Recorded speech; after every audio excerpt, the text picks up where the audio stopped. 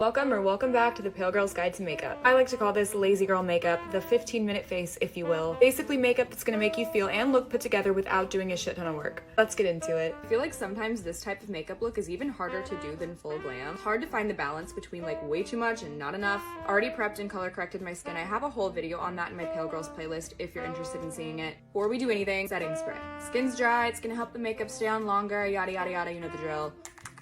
For brows, most days I like to throw on a little gel and call it a day. Don't really like messing with them too much. My right one always looks better than my left one, and that really upsets me. So honestly, the less that I have to do, the better. Difference a little bit of brow gel makes. It's very little effort, but it makes you look like you know what you're doing and that you actually tried. It's the goal, babe. That's always the goal. Have redness, breakouts, whatever it is that you're trying to cover up. I like to spot conceal before I go in with foundation. The Kosas concealer in the shade 0.5.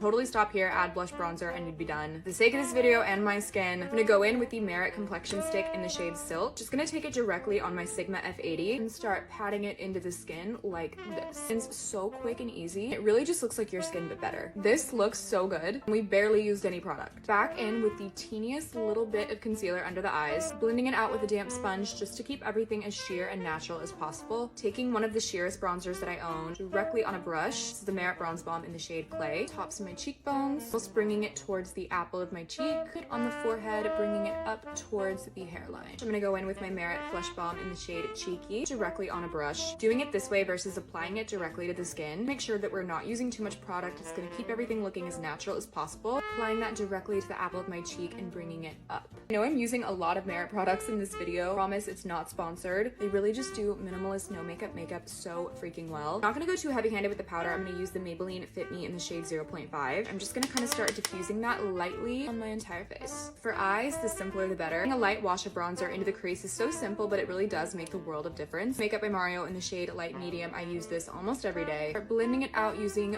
windshield wiper motions. It ties everything together without looking like you're doing the most. This is a step I refuse to skip no matter what look I'm doing. Hairdryer works too. This is just ingrained in my routine at this point. Go in with my Redhead Revolution mascara. Have it in the shade Genuine Ginger. Really just mainly focusing it on the outer corners. A little bit of the Milani Fruit Fetish lip oil, shade 120 Strawberry Melon, for a little bit of hydration and pop of color.